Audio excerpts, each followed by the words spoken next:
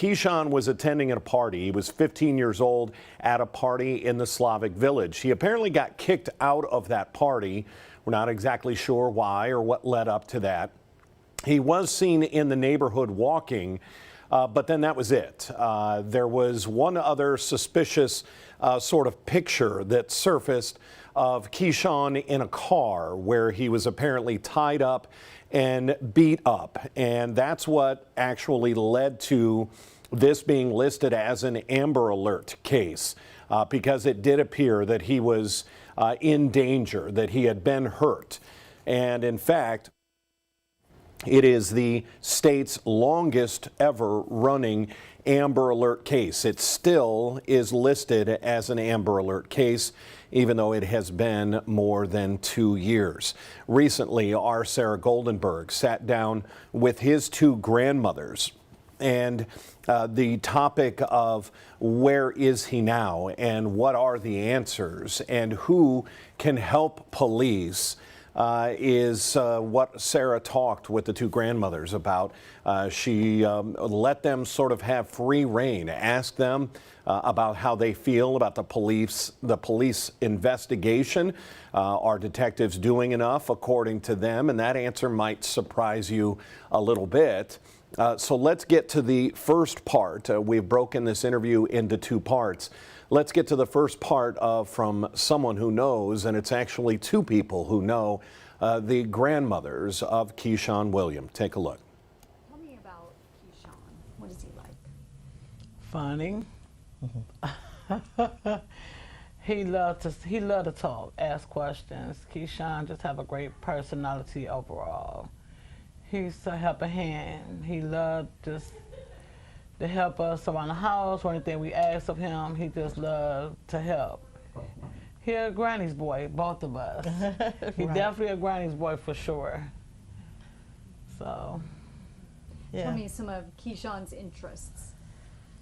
He liked music. He liked listening to music and singing. He liked his family, his sisters and brothers, and he loved just being the star of the show. It was like he has that charismatic ability to capture the audience, and just really, really a very wonderful young man.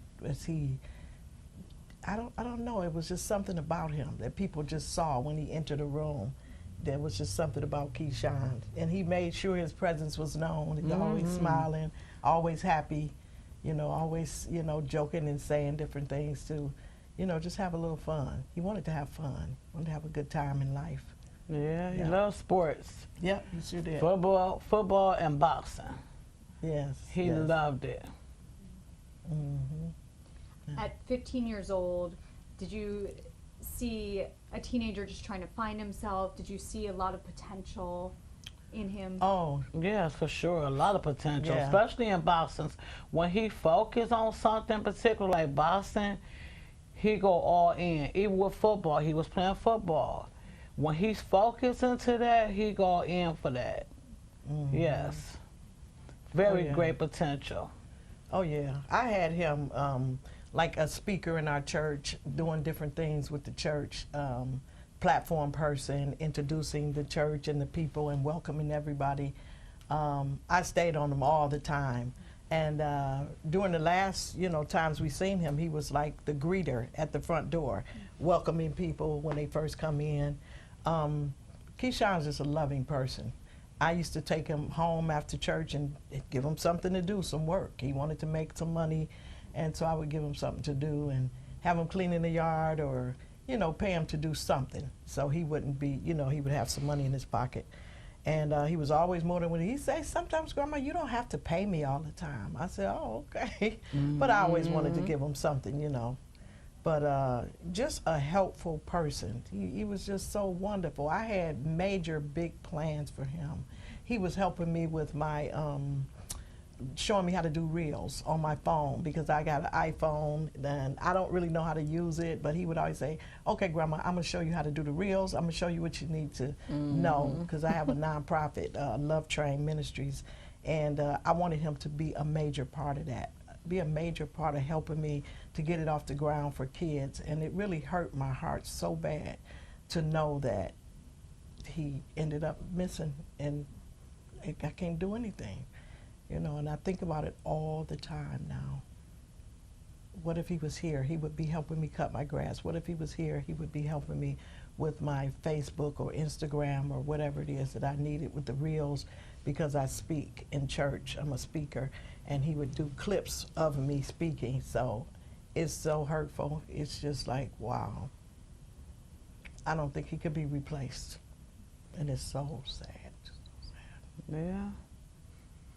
I seen a video of him speaking and learning it and speaking, being brave, because a lot of young people don't speak out in front of the audience. But he was very brave doing it. I love that. And I used to be sitting down in the audience at church, like coaching him on. But he got so good at it. Yeah, it was he just did. like he was just a natural. And everybody just loved the way he introduced the church and opened up with, you know, prayer and everything. It's just wonderful. Yeah. Do you think about him every day? Oh my gosh, yes. Every single day, morning, noon, and night. Yes. Just think about I it. have my moments every day.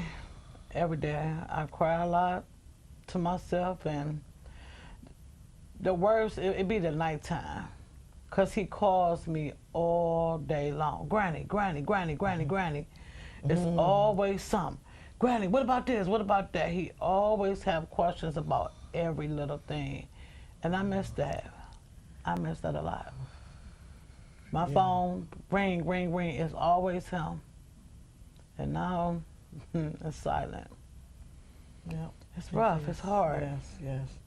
I'm always thinking about woulda, coulda, shoulda. What could I have done? What, you know, would we be doing today? How would we be interacting? You know, he would be 17.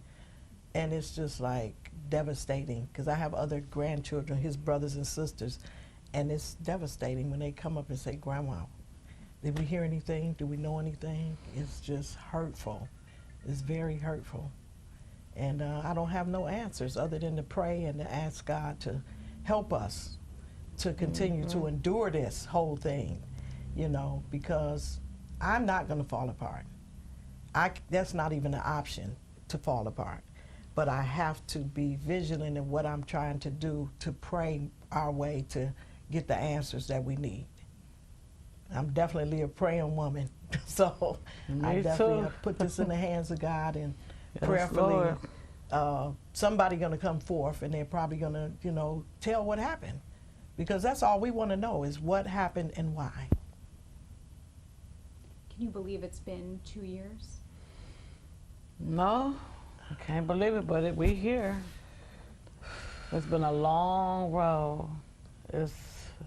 We suffering inside. We are definitely suffering. This put a strain on our family, a strain on us. It's hard, it's rough. It's the not knowing and why. He a child, he only was 15 years old. And it's sad. It's very sad. It's just taking the soul out of us, especially my daughter. She's not the same. It's like her spirit had left her body. She's living, but she's not living. This is a mess. I can't speak for her, but I'm looking at her. She's my child, and that's her only child, her only son. And And for me, I have faith that surpasses all human understanding. I just have the hope that, you know, we're going to solve this. It's going to come to an end. We're going to find out why, and then be able to move on with our lives. This 2 years has been devastating for me, to wake up every day and then to get to a point where I'm realizing Keshaun would have never walked away from us like that. And up front, I started to realize that. Even though I followed every lead and tried to see what we could find out, he would have never done that on his own. So that's why I started to realize the possibility that I may never see him again.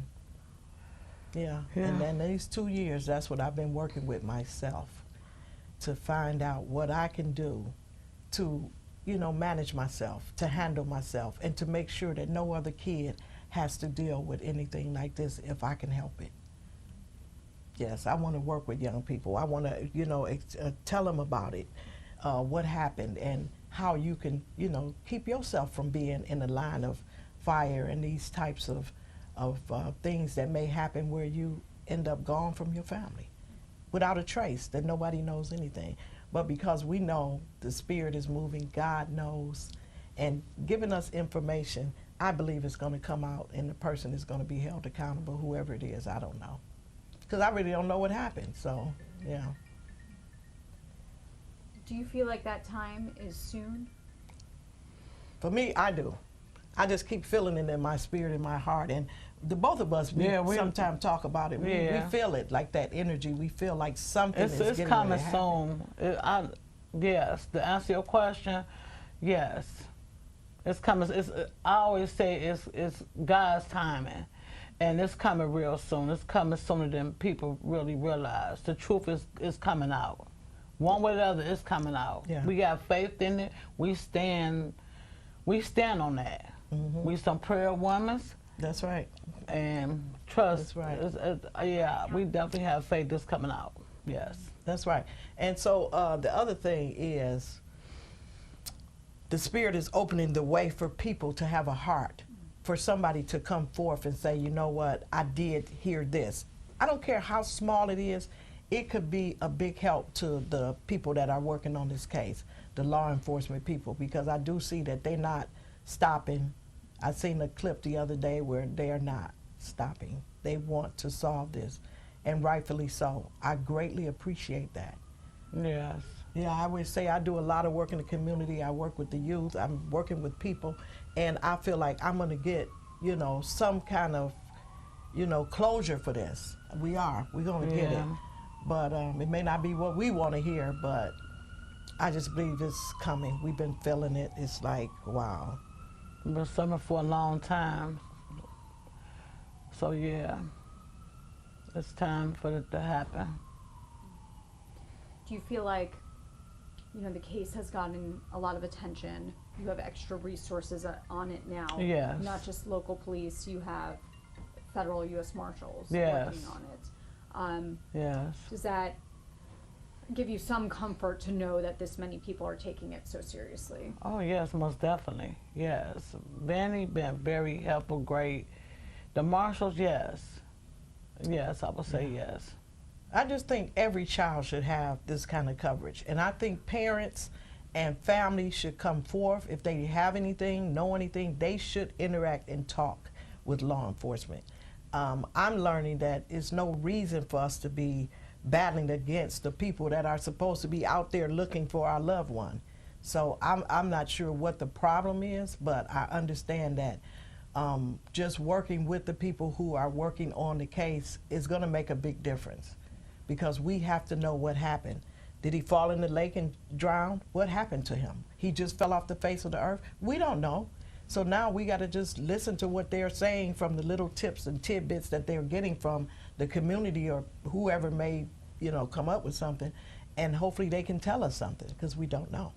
Right, and that's another thing I want to say, to be clear. Everyone always downgrading the police. I would say this: in order for the police to do their job, it's the community job too to help.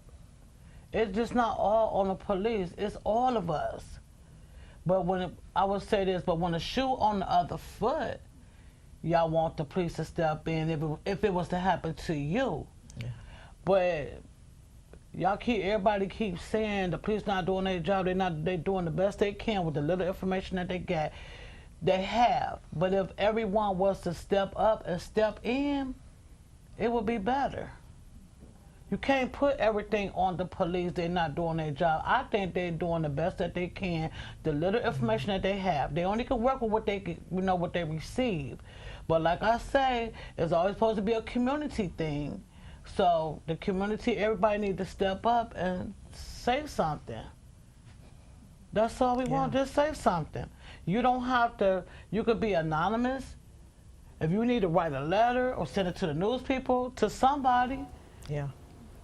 Yeah. We just want We just want some answers. And that is from someone who knows, from two grandmothers who know. They are the grandmothers of Keshaun Williams. He went missing back in June of 2023. It's been just a little more than exactly 2 years since he was attending a party in the Slavic village. He was kicked out of that party. Neighbors saw him walking in the neighborhood and then vanished. There were talks about him being tied up, beaten up, a picture of him in the back of an SUV. And that's what led to the Amber Alert. His grandmother's there. That is Mary Catherine Williams. She's on the left side of the screen, and Alana Mills is on the right side of the screen. That's just the first half of our sit-down interview with the two grandmothers. We're going to take a quick break, and you'll get to see the second half of the interview and what they really hope happens and the message that they have for families that might be going through something very similar. We're going to take a quick break and we'll be right back.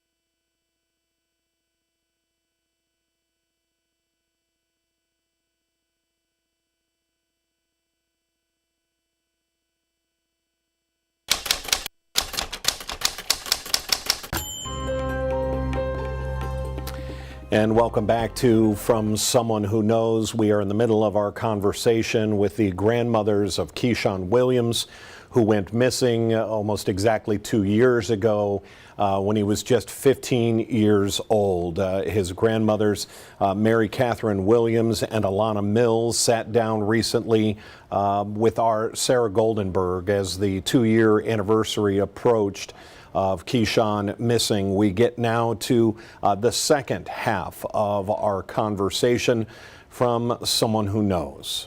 Just have to be patient. I mean, the hurt there, the sadness there, we fight through it each and every day. We have each other. Yeah. We call each other, we check on each other. We just... Yeah. We bounce things off each other. And she keeps me on track, and I keep her on track, and we just keep motivating, empowering each other to know that it's going to be okay. Yeah. It's going to be okay. Just have to be still, and God's time, it's going to come out. Yeah. Trust me. Sometimes we have to cry. Yeah. Yeah.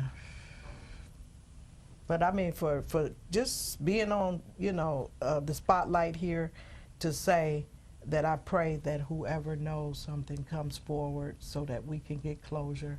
At this age in my life, I always say I probably have more years behind me than I have in front of me. Please, just come with the information so we can get some rest, so we can find some peace, so we can live our later years, you know, relaxing, enjoying life, instead of sitting here stressed out, trying to figure all these answers out. Yeah, it's good for my spiritual growth. It's good for my spiritual growth, but it's time. It's time. It's time. And we need to heal. Our families need to heal. Yeah. Yes. What does justice look like for you if someone out there hurt Keshaun? What justice look like, I'm gonna say this. What justice look like, I'm gonna start with this. What it look like, whoever behind it, what happened, they be caught. Hey, you did the crime, do the time. And I will say this, I'm a forgiving person.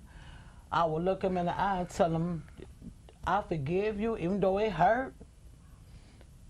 Because I'm not going to let this situation, I'm already broken. Losing 2 sons, now grandson missing. As well, she lost 2 child as well. And we share the same grandchild, but I will forgive them. But they got to answer to God, and they got to pay for it. Who all that's involved. Yes. They got to answer. They got to answer for that. I mean, hey, man up.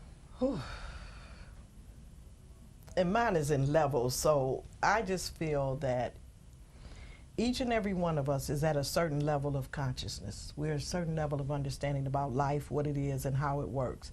Some of us, we don't know. We don't know how to get to where we need to be spiritually. Sometimes it's going to take something like this for you to fall all the way down and then realize that you've made a terrible mistake. Yeah.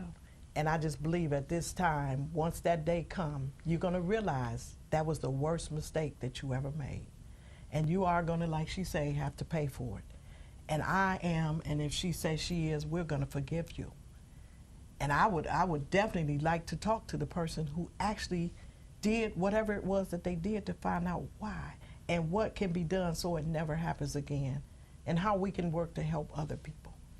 Because nobody is perfect. And a lot of us have done things, and so we get our life back, and then we become helpers to other, people in other situations. So something good could come out of that. But whoever those persons or that person or persons are, I pray that they just come clean. Once you're caught, come clean. And then we can start having that conversation. I want to have the dialogue with them. I don't want to be angry with you. Right. We don't need to carry that. I don't want to carry that, and I'm not going to. I'm going to forgive, and I've already basically forgiven, and I don't even know exactly what, but I've forgiven because that's going to free me so that I can continue to live. But I want to know. I want to meet them. I want to talk to them. I would love to know what possessed you to do that. Was it that bad? Whatever it is.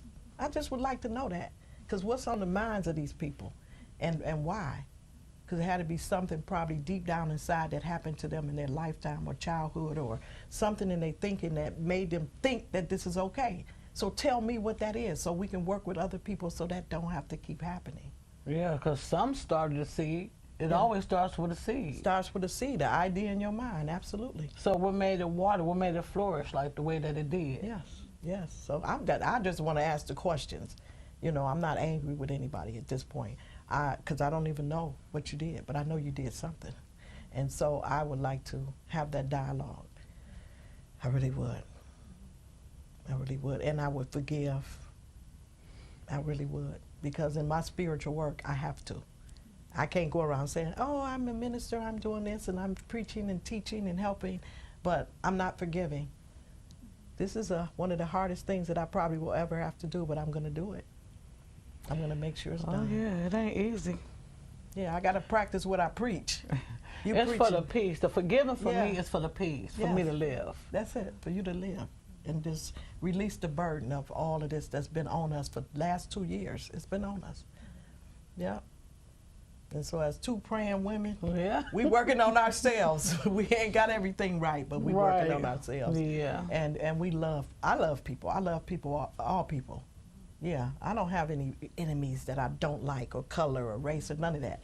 I'm just working with myself, my own thinking, and loving people, because that's what we're challenged to do, to love one another. Yeah. And so Keshaun may be the person that brings this whole thing together. Never know. Yeah. It's a reason. I said that too. It's a lesson in this, and it's a reason. Yeah, it's a reason. It's a reason why all this is happening. And I believe God, this higher source of the universe, will get the praise, honor, and the glory. because I believe God lives within each and every one of us. It's sure. there. We have to awaken that potential within us, but it's there. That potential is there. And so some people have not got to the point where they acknowledge it and allow it to, you know, lead their life. You know, no person in the sky. It's the Christ in me. It's the what's in me that's important. And so as we start to teach and help people to see that, their lives will change as well. But they got to make the decision. So whoever done whatever, however this went, yes, I welcome you. I welcome you. Come forth. You may not turn yourself in, but if you get caught, that's fine too. I need to see you. I would like to talk, and I would like to love you and hug you, because I don't know what would lead anybody to hurt anyone. And I'm just interested in that area of life at this point in my life. I'm just interested in just getting them deep to the core of what a person is thinking when they do things to people. What pain are you projecting out? What has happened to you that caused you to do something like this, or think it's okay? Yeah, Like you said, like this the new norm. yeah. But for me, it's not. Right. It's not. It's not. That's what people say all the time. It's the new norm, but It's not for the me. new norm for me. No. The new norm is going to be love from coming from me. And when I do something or say something to my grandkids now, because I used to get on Keshaun all the time. But when I do something and say something to them now, sometimes I think about it. Could you have said that a little bit different? But they say, that's grandma. You know grandma ain't playing. That's okay, that's right. right. But it's still room for improvement on my part. Right. To not judge, to not condemn, to not do all this. So I'm still learning and I'm still growing. And so Keshaun is going to be a lesson to me for the rest of my life. It's going to be a lesson for the rest of my life of how to love people, how to treat people. You know, don't always just tell them what they're not doing right. Get them, embrace them, and love them. Yeah. You know, and show them that you love them, which we did. Yeah, we But definitely did. there's a lot of kids out here that's not getting that. So Yeah. we want to step up to the next level. Grow. This is making me grow. It's making me grow. Yeah. That's a legacy for him right there. Absolutely, that's a legacy, and I think about Keshaun all the time as I'm interacting with people and working with people. It's making me grow to love people more and not point out the flaws or what they could be doing right. It's like a big lesson for me, big lesson, because Keshaun is not here for me to talk to tell, to get him in line or to get him straight, and none of that. Yeah. It's like, whoa. There's something about his face, his smile, that lights up the room. Oh, yeah. Yeah, I miss that bad. And he always was like, what? It's like, why is y'all getting on me? I didn't do anything. And he really didn't really realize it. Maybe if he said something, he like, well, I mean, I didn't mean nothing by it. Yeah. And so, yeah, I miss that. I miss him. I just miss him. Whew. But that's all I have for you. Unless Okay. there's anything else you want to put out there. You guys, an incredible message. Yeah. And just so strong. And Yeah. I admire that. Yeah. So this is a call to us to step up a little bit higher.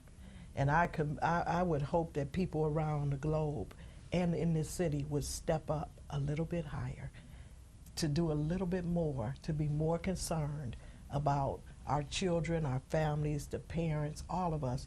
A lot of times we're in survival mode. We may not have the great job with all the money. We may be out here surviving, trying to make ends meet. You know, we have situations where people are working and trying to do this for the kids, but then things just seem like it's made so much harder for those parents that are working, trying to make it. Yeah. And that's another thing that has to, you know, you have these kids, you should be able to get the resources available to help you. Whether you're working, you need help. You need to be able to raise your children without busting a move. Now that's my ghetto side. Without busting a move and trying to get things done your way. Yeah. No, we shouldn't have to do that. It's Yeah. not what this world was created for. And it's about love, so I'll leave it at that. Some powerful messages there from two women who unfortunately know and are thrust into the middle of this. Those are the grandmothers of Keshaun Williams, who has been missing for 2 years, a little more than 2 years now. It was June of 2023 that he was at a party, got kicked out of that party in Slavic Village, was walking in the neighborhood, and that's it. Nobody knows, at least that has come forward. We don't know what happened after that, but those two grandmothers, Mary Catherine Williams and Alana Mills, they have a message of forgiveness, and they just want someone to come forward. Let's talk about how you can do that. Crime Stoppers is an anonymous phone number, 216-252-7463. Very simple. You call them, they don't want your name, they don't want your phone number, they just want the information you have. 216-252-7463, and there is more than $20,000 in reward money for information in this case. And so sometimes money can be a motivator. $20,000 is a lot of money. If we have anything else on this case, we're obviously not going to let it go until there's an answer. You know you'll find it here at Cleveland 19. And that is how our segments work here. This new segment that we've been doing for a couple of months now, From Someone Who Knows. If you scan that QR code there, turn the camera on your phone, put it up to that QR code, it'll take you to past episodes. Every week is a different topic and a different conversation from someone who is going through perhaps the unimaginable, someone who has survived a tornado. That was last week's conversation. And so that's how we do it here on Cleveland 19. Remember our 3.5 hours of news and first alert weather. And boy, there has been some weather in the last 24 hours. That begins at 3 o'clock on Channel 19. Until then, I'm Dan DeRose with 19 News, and this has been From Someone Who Knows.